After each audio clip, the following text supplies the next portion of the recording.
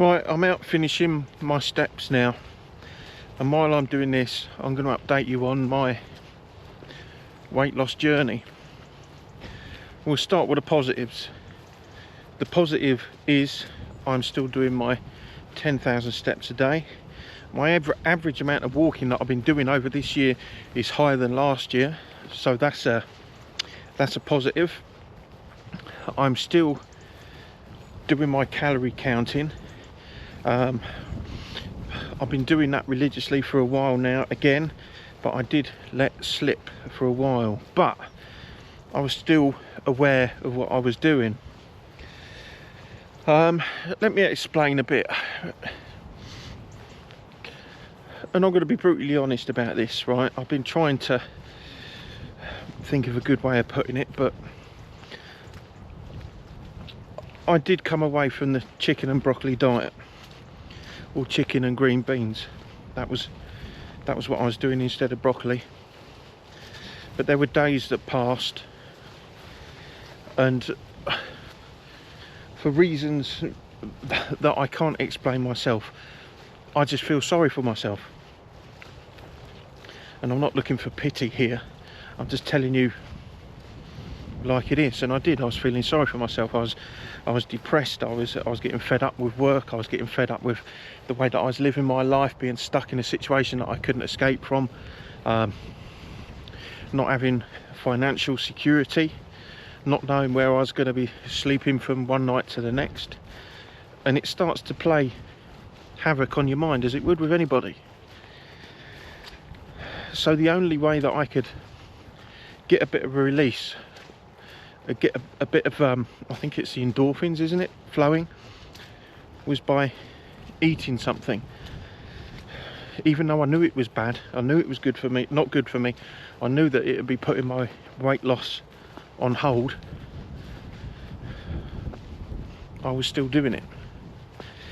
I would dive into a shop, buy what I want, cook up something for tea, knowing that it was fatty and bad for me, but I didn't care. At that point I needed a fix. I needed something just to numb the pain, I guess. I mean, like maybe a smoker does, or a drug taker, or an alcoholic. I found comfort in food.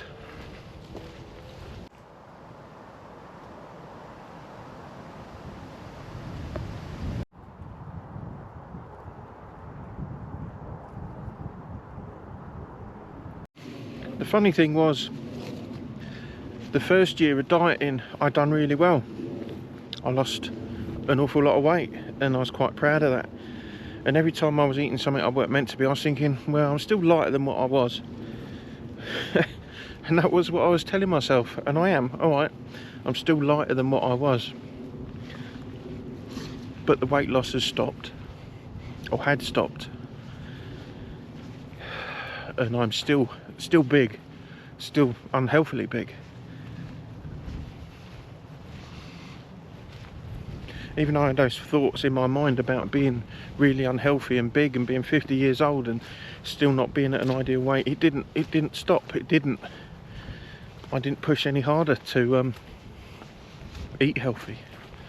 Alright, I kept the walking going and was telling myself that was enough, but it was clearly not. And that's what's been happening. For the past couple of weeks, so I've been back on track. I've been doing okay.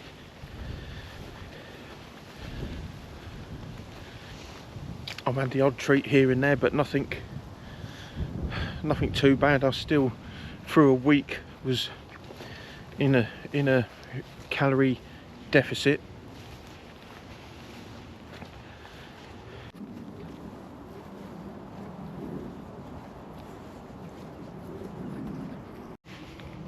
Anyway, so where am I hear you asking. When I done the weigh-in last November and said to you I was 19.8 stone, and I was proud of that because it was many years since I was below 20. I'm now back up just above 20. So although I've been eating a bit of crap here and there, I'm still not. Haven't put on a vast amount. but I should have lost a lot more, and I'm really fucking disappointed with that. But like I say, I've been hiding. I've just been eating for comfort. I can't justify it. I can't at all. It's all my fault. I'm guilty. I don't blame anybody else for it. It's me. I don't blame society or anything like that. It's all me. It's all my fault.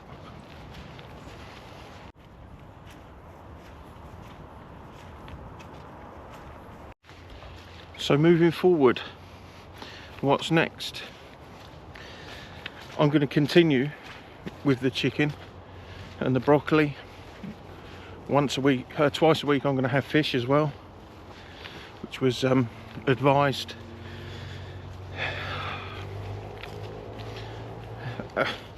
As for anything else, I don't know. I'll probably continue to have treats, but monitor them a bit more carefully, you know.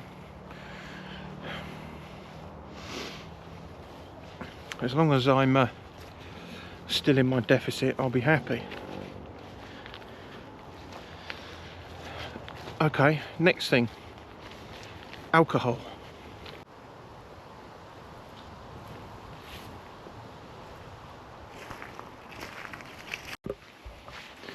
So for a while now I've been drinking Guinness, or was drinking Guinness. I knew it weren't high in calories. I knew it was filled with iron. It was relatively good for you, as far as alcohol goes, of course. So I started to drink that. I was having a can, 1 can per night, sometimes 2 at the weekend. Never had a problem. Didn't really get a buzz from Guinness, but I just liked the taste, and that was why I started to drink. Just because I liked the taste. Nothing to do with the alcohol or how it made me feel. But then things changed.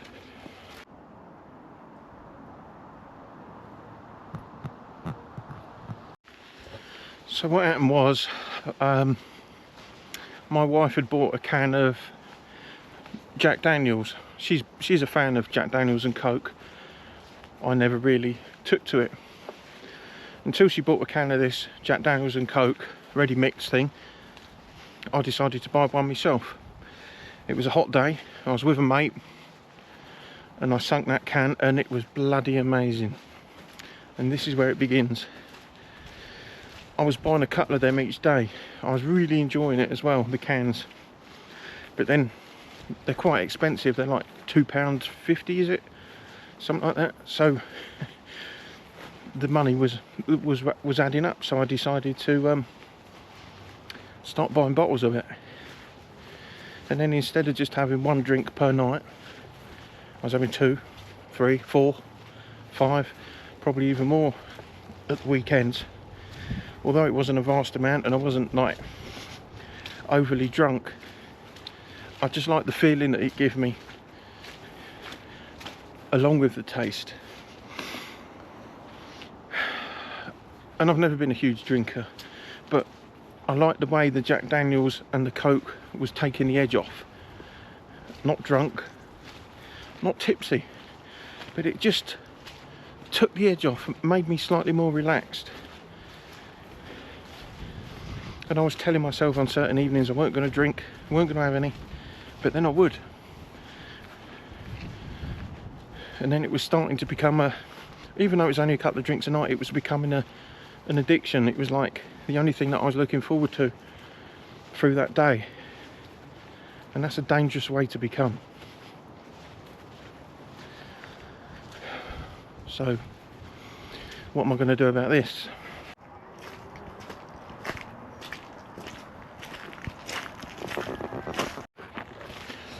So I've got a little bit of Jack Daniels left, probably half a bottle of Coke,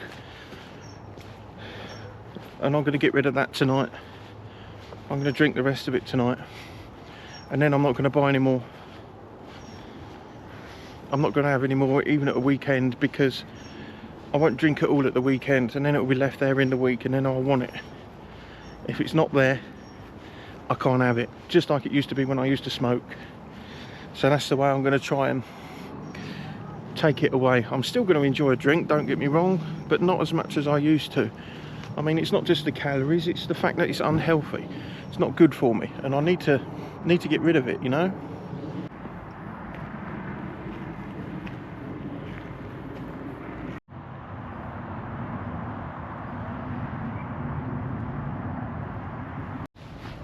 So yeah, the plan, finish the Jack Daniels tonight, don't replenish any of it. Once it's gone, it's gone.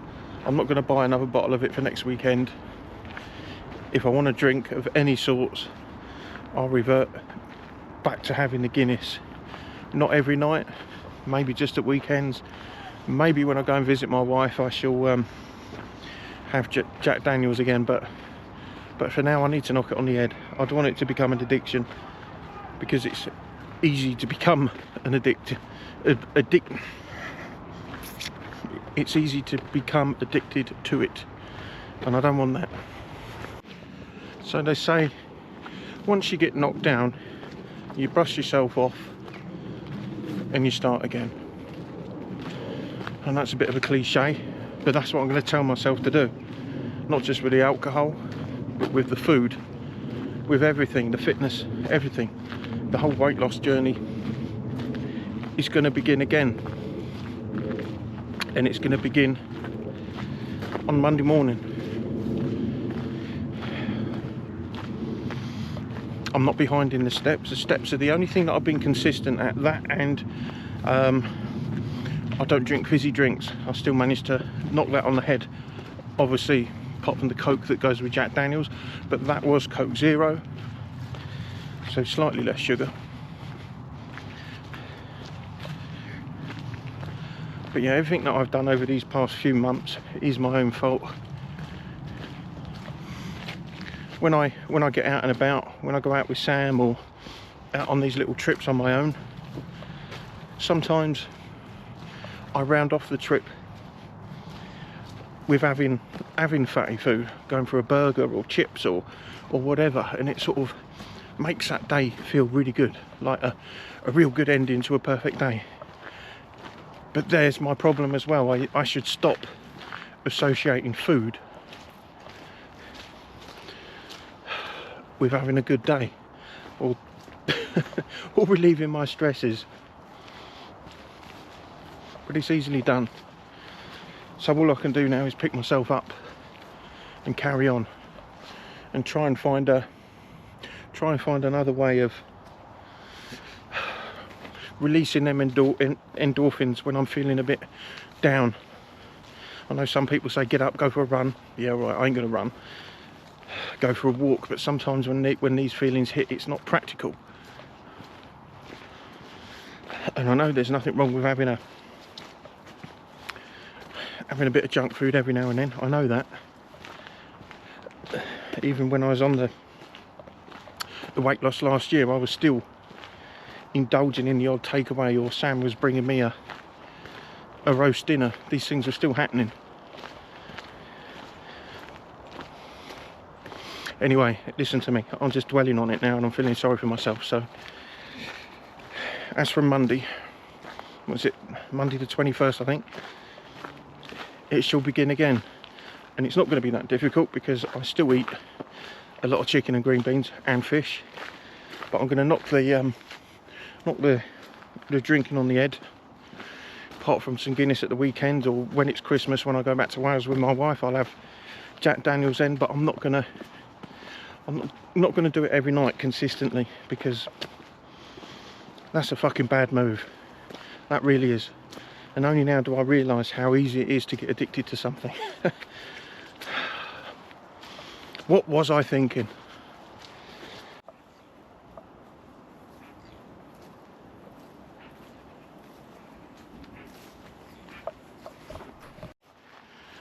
Just in case you didn't know where I was, I'm back in Stevenage walking around the Forster country, and a lot of this used to be fields, but now they're building all over it, and I've done a video about that before, and I just wanted to come and have a look, see how it was getting on. And yes, there's lots of houses on it now and people moved in, I still find it heartbreaking. I know people need places to live, but decimating all this countryside, once it's gone, there's no coming back. Such a shame.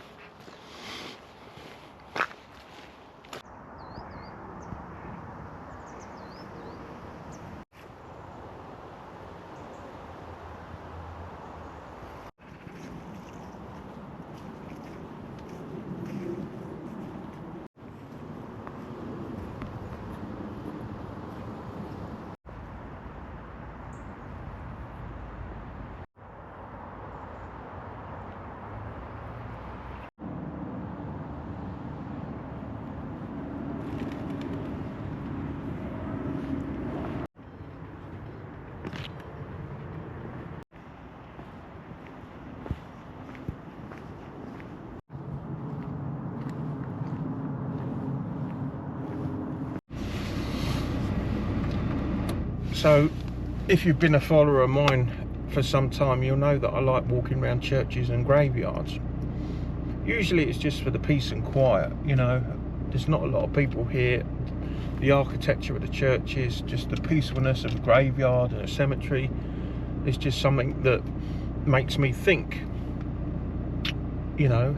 But just after this conversation I've been having with you guys about my weight loss and drinking and all of that, I've just done a couple of laps of the cemetery to finish my steps, and I'm finding myself thinking, if I don't change, if I don't lose this weight, or I continue to drink, or the drink gets even heavier. I mean, I'm not a heavy drinker, you know that. I'm not at all. I'm nowhere near an alcoholic, but it was getting a little bit naughty, you know, where I was dependent on alcohol most nights. If it was there, I was going to fucking drink it. Now, I don't want to go down that route. I don't want to be one of them. But anyway, as I was walking around the graveyard, the realisation hit me that I want to avoid being in one of these myself permanently for as long as possible. I know one day that's going to come. It's going to happen to us all. But I need to make sure it doesn't happen anytime soon. So I think when I'm starting to feel depressed or sorry for myself, I'm just going to have to think like that. I'm going to have to think about the graveyard. I'm going to have to think about the people I've lost, the mother of my children, my mum, my dad, relatives, friends that I've lost over the years. A lot of them were young as well, you know, before their time. Okay, some people will say when your card is marked, and you're going to go, you're going to pass, but we've got to do what we can to prolong that. We can't continue to abuse ourselves with excessive food or drugs, alcohol, smoke, whatever it may be, and then expect nothing to happen, because one day it's going to catch up with us, isn't it? I'm sure there's probably a few lucky ones out there that have been smoking for 80 years and they're probably sat at home watching the TV with their oxygen tank next to them. That's not what I want to be. I don't want to be that. So yeah, when I'm starting to feel sorry for myself, this is what I'm going to think about. That's how I'm going to influence myself to do what I can. Think about something else. To take the thoughts away from drink or food or whatever it is. Instead of being alive to eat, I should just eat to live. That makes sense? Anyway, that's where we are. Right, this was a weight loss video, but this morning I did go out and visit a church, and what I'm going to do, I'm going to tack that onto the end of this video. So if you've got any interest in churches, I visited a beautiful redundant one, which I'll play at the end of this video. If not, leave me a like and a comment, and please follow me on this journey, you know, because I could do with all of the help and motivation I could get. If you've got any ideas, anything at all, please get in touch with me. Leave a comment below or get in touch with me via Instagram. Okay, right, I'll catch you all soon. Please watch this church.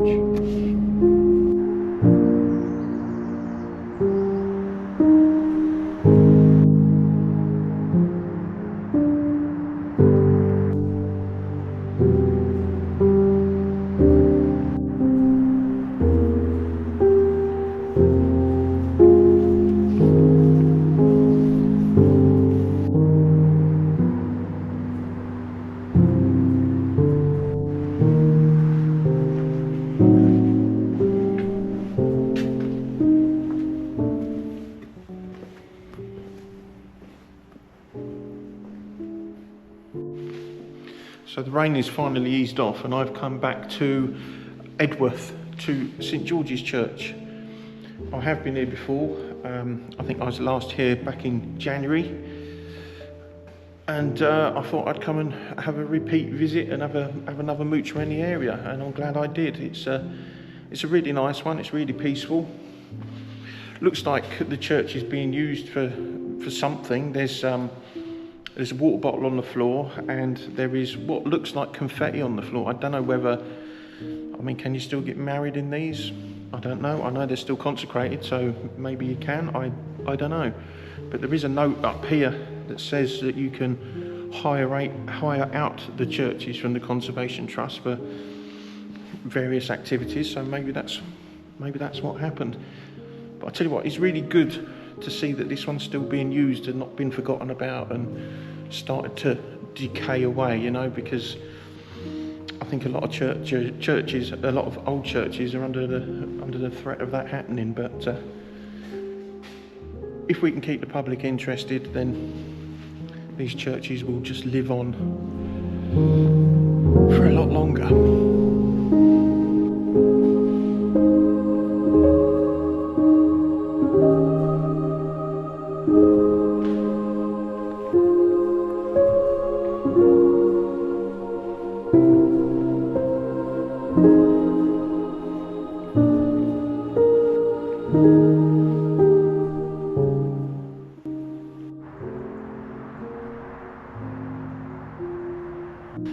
Now, I've visited quite a few churches now, a lot of redundant ones, a lot of ruins, and a lot of churches that are still active.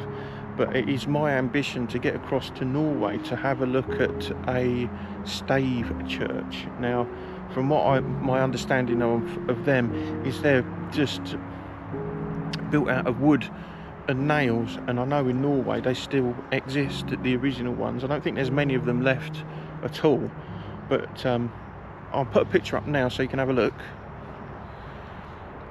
But yeah, I think those churches are absolutely stunning, absolutely incredible, and it is on my bucket list to get out to Norway. It was always a dream of my late mum and dad to go to Norway to have a look at the Norwegian fjords. So I'd like to go out and do that, plus take a look at these stave churches while I'm out there. That would be one ticked off the bucket list if ever I get the opportunity. So hopefully one day I will get my dream and go and have a nosy around one of them stave churches, because I think they're fucking stunning. Very, very unique they are.